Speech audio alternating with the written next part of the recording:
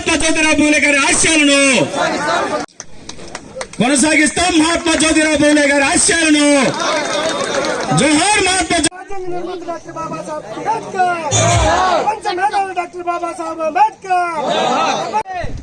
అదేవిధంగా రాష్ట్ర అధ్యక్షులు ఎంఆర్పీఎస్ రుద్రపోవు సురేష్ మాది గారిని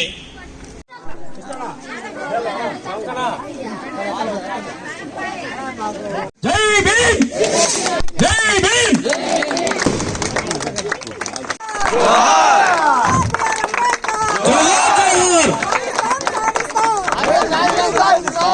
అన్ని కలెక్టర్ గారికి ఫోన్ ద్వారా చెప్పాను. నేను ఫోన్ ద్వారా చెప్తే డాక్టర్ గారు రేపు ఉదయాన్నే మీకు రోడ్డు వేస్తాడు. అంబేద్కర్ అన్నగారు కార్యక్రమాన్ని కొనసాగిస్తారు. డాక్టర్ బాబాసాహెబ్ అంబేద్కర్ జై భీమ్, జోహార్ డాక్టర్ బాబాసాహెబ్ అంబేద్కర్, జోహార్ డాక్టర్ బాబాసాహెబ్ అంబేద్కర్.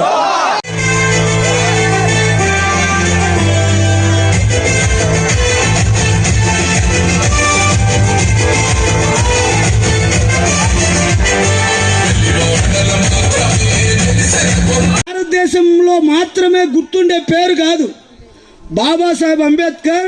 ఒక్క భారతదేశంలోనే గుర్తుండే పేరు కాదు, ఐక్యరాజ్య సమితి దగ్గర నుంచి ప్రపంచంలో ఉన్నటువంటి 130 దేశాలలో ఈరోజు బాబాసాహెబ్ అంబేద్కర్ జయంతిని జరుపుకుంటున్నారంటే ఆయన స్థాయి ఏంటో తెలుసుకోవాలని మీకు గుర్తు చేస్తున్నాను. ఈ నేపథ్యంలోనే సమయం అతీతమైంది కాబట్టి ఇంకో 1-2 విషయాలు చెప్తా. బాబాసాహెబ్ అంబేద్కర్ వింజమూరు మండలంలో మన ఊరిలో పెట్టుకున్నామంటే ఇక్కడ ఉన్న ప్రతి మాదిగ తల్లిదండ్రులు ఒక విషయాన్ని ఆలోచించాలి. భారతదేశంలో బాబాసాహెబ్ అంబేద్కర్ పుట్టక ముందు ఏం జరిగింది?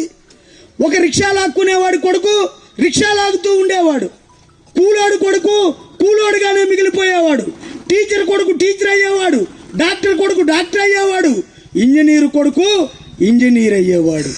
కానీ ఈ దేశంలో బాబాసాహెబ్ అంబేద్కర్ పుట్టిన తర్వాతే అంటరాని కులాలలో కూడా మేధావులు పుడతారన్న విషయం ప్రపంచానికి తెలిసింది. ఎందుకు అంబేద్కర్కి అంత పేరు వచ్చింది? అంబేద్కర్ ఎందుకు ప్రపంచంలోనే దేశంలోనే గొప్పవాడిగా కీర్తించబడ్డాడు?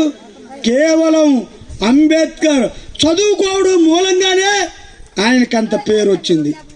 ఈ గుండెమాడుగుల గ్రామంలో ఉండ నా మాదిగ తల్లిదండ్రులు నేను ఒకటే అడుగుతున్నా, మీరు కారం తినైనా మీరు మట్టి తినైనా సరే మీ పిల్లల్ని ఇంగ్లీష్ మీడియంలో గొప్ప గొప్ప చదువులు చదివించాలని ఎంఆర్పిఎస్ రాష్ట్ర కమిటీ తరఫున మేము విజ్ఞప్తి చేస్తున్నాం. ఎందుకంటే మనకేమి తాత ముత్తాతలు ఇచ్చినటువంటి ఎకరాల పొలాలు లేవు, మనకేమి మన తల్లిదండ్రులు ఇచ్చినటువంటి వ్యాపారాలు లేవు, ఆస్తులు లేవు.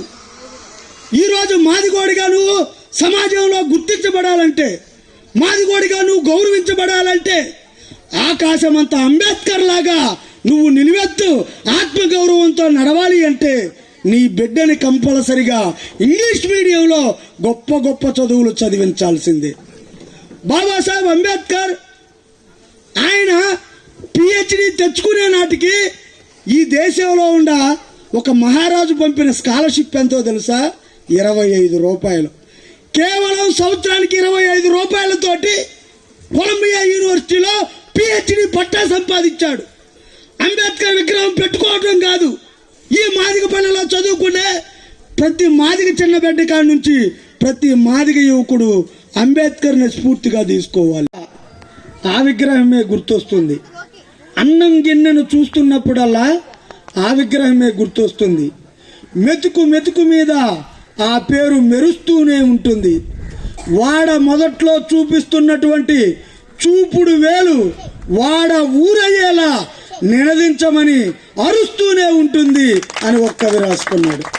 ఈరోజు మనం ఇంత వేదికల మీద కూర్చొని తినడానికి తిండి లేకపోయినప్పటికీ కూడా మేము ఎవరికంటే తక్కువ కాదని చెప్పి అంబేద్కర్ విగ్రహాలు పెట్టుకొని పండుగలు చేసుకునేటువంటి స్థాయికి మన జాతి ఎదిగింది అంటే కేవలం బాబాసాహెబ్ అంబేద్కర్ వల్లే.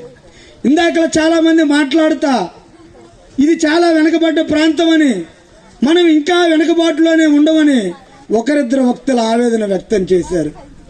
మీరు అంబేద్కర్ విగ్రహాన్ని ఎప్పుడైతే పెట్టుకున్నారో, బాబాసాహెబ్ అంబేద్కర్ అనే పేరుని మీ గుండెల్లో ఎప్పుడైతే తలుచుకున్నారో, అంబేద్కర్ అంటేనే ఒక ధైర్యం మన జాతులకి. కేవలం అంబేద్కర్ అంటే ధైర్యం ఒక మాదిగోళ్ళకే కాదు, ఒక మాలవాళ్ళకే కాదు, ఎస్టీ సోదరులకు కూడా అంబేద్కర్ అంటే ధైర్యం, మైనార్టీ సోదరులకు కూడా అంబేద్కర్ అంటే ధైర్యం. దయచేసి బాబాసాహెబ్ అంబేద్కర్ అనే విగ్రహాన్ని మనం నిలబెట్టుకోవటం ఒక్కటే కాదు చేయాల్సింది. అంబేద్కర్ విగ్రహాలని ఎన్ని పెట్టుకుంటే అంత గొప్పోళ్ళం అని కాదు, అంత చైతన్యం ఉందని కాదు. బాబాసాహెబ్ అంబేద్కర్ విగ్రహాలు కాదు మనం ప్రాధాన్యం ఇవ్వాల్సింది, ఆయన ఆలోచనల వైపు నడవడానికి అంబేద్కర్ పేరు చెప్పుకొని అంబేద్కర్ పేరు మీద సంఘాలు పెట్టుకొని మన పల్లెల్లోకి వచ్చేవాళ్ళు 3 రకాలుగా ఉంటారంట. ఒకళ్ళు అంబేద్కర్ని ఆరాధించే వాళ్ళంట, అంబేద్కర్ని ఆరాధించే వాళ్ళు ఒక వర్గంగా ఉంటారంట. వాళ్ళు అంబేద్కర్ పుట్టినరోజు ఏప్రిల్ 14 రాగానే బాగా శుభ్రంగా నీట్గా తయారయ్యి తెల్ల బట్టలు ఇస్త్రీ గుడ్లు వేసుకొని ఉదయాన్నే అంబేద్కర్ విగ్రహం దగ్గరికి చిత్రపటం దగ్గరికి వెళ్ళి దండేసి దండం పెట్టుకొని మళ్ళీ ఇంటికి వచ్చి గంతే నిద్రపోతారు, అయిపోయి. మళ్ళీ డిసెంబర్ 6వ తారీఖు వస్తుంది, ఆ రోజు అంబేద్కర్ గారు చనిపోయిన రోజు. మళ్ళీ అంతే కొత్త బట్టలు వేసుకొని తెల్లగుడ్లు కట్టుకొని వచ్చి మళ్ళీ అదే అంబేద్కర్ విగ్రహానికి చిత్రపటానికి దండేస్తాడు, సాయంత్రానికి ఇంటికి వెళ్ళి నిద్రపోతాడు. అంబేద్కర్ని ఆరాధించే వర్గం అంతా కూడా ఆయన పుట్టినరోజుని చనిపోయిన రోజున వచ్చి దండం పెట్టుకొని దండేసి మర్చిపోయేవాళ్ళు. ఇది ఒక వర్గం ఉంది అంబేద్కర్ పేరు చెప్పుకునే వాళ్ళలో. రెండో వర్గం అంబేద్కర్ని నమ్ముకునే వాళ్ళు. వీళ్ళు మహాకంత్రిగాళ్ళు, కేటుగాళ్ళు. వీళ్ళతో మీరు చాలా జాగ్రత్తగా ఉండాలి. అంబేద్కర్ కండ వేసుకుంటారు, అంబేద్కర్ అని పేరు పెట్టుకుంటారు, అంబేద్కర్ జెండాలు మెల్లో వేసుకుంటారు, అవసరమైతే అంబేద్కర్ పేరు మీద సంఘాలు పెట్టుకుంటారు. వీళ్ళు ఏం చేస్తారో తెలుసా? మనం ఐకమత్యంగా ఉండాలి, కలిసి ఉండాలి. మీకే అన్యాయం జరిగినా, మీకే కష్టం వచ్చినా నా కాడికి రండి, నేను పరిష్కరిస్తానంటాడు. ఈ కుల ప్రయోజనాల మొత్తాన్ని తీసుకుపోయి పోలీస్ స్టేషన్లోనూ ఏ కమ్మాయి గ్రామము ఇక్కడ అంబేద్కర్ విగ్రహాన్ని ఆవిష్కరించడానికి పిలిచిన మిత్రులు, ఈరోజు మనకు ముఖ్యంగా చీఫ్ గెస్ట్ వచ్చిన సోదరుడు సురేష్కి, సోదరుడు గొల్లపల్లి శ్రీను, ఈరోజు అధ్యక్షులు సోదరుడు అంబేద్కర్ మాదిగ, అదేవిధంగా ఇక్కడికి విచ్చేసిన మన కృష్ణయ్య, పెంచలయ్య, ఇంకా వింజమూరు మండలంలో ఇక్కడ వచ్చిన స్త్రీలు, మాదిగపాలెం అనబాకండి. ఏమైంది మనం ఎందుకు అనుకోవాలి? ఇందాక కృష్ణయ్య మాట్లాడుతూ మాదిగపాలెం వాళ్ళు అరేంజ్ చేసినారు అని అనకూడదు. ఇప్పుడు వీఆర్ ఆల్ వన్, ఎవరికి తీసిపోయేది ఏం లేదు. కాబట్టి ఇక్కడ ఇచ్చిన మిత్రులకి, స్త్రీలకి, సహోదరులకి, చిన్నారులకి, గుండెమడకల గ్రామస్తులకి, అన్ని కులస్తులకి, ముఖ్యంగా మనతో ఉన్న బీసీ కులాలకి, టుడే ఈరోజు జగజీవన్ రామ్ జయంతి, ఈ నెల 5వ తేదీ. నేను పర్టికులర్గా అంబేద్కర్ ప్రతిసారి నాకు ఫోన్ చేశారు, సార్ జగజీవన్ రామ్ జయంతి చేయాలి సార్, రండి సార్ అని పిలిచేవాడు. సాయంత్రం వరకు నేను వెయిట్ చేశాను, అందరిని పిల్లలంతా అడిగా రాలా. ఎందుకంటే జగజ్జీవన్ రామ్ కూడా అంబేద్కర్ రాజ్యాంగం రాస్తే ఆ రాజ్యాంగం యొక్క ఇంప్లిమెంటేషను, ఆ రిజర్వేషన్స్ ఇంప్లిమెంటేషను, తర్వాత అన్నీ కూడా జగజ్జీవన్ రామ్ గారు ఎక్కువగా ఈ యొక్క అగ్రవర్ణాలతో పోరాడి, ఆయనకు చాలా చరిత్ర ఉంది. ఆయన కూడా స్కూల్లో జగజ్జీవన్ రామ్ స్కూల్లో నీళ్లు తాగేదానికి పోతే కొండబెట్టినారంట, దాన్నే పగలగొట్టినాడంట.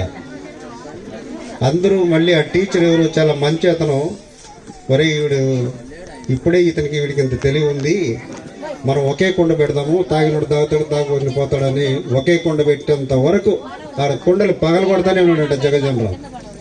ఎందుకంటే అప్పుడే రిఫార్మ్స్ ఎక్కువగా ఉన్నాయి, అంటరానితనము చాలా ఎక్కువగా ఉండేది. మేము కాలేజీలో చదువుకున్నప్పుడు కూడా చాలా ఇండిస్క్రిమినేషన్ ఉండేది. డిస్క్రిమినేషన్, వీడు ఎస్సీ ఎస్టీ బీసీలోని డిస్క్రిమినేషన్ ఉండేది. కాబట్టి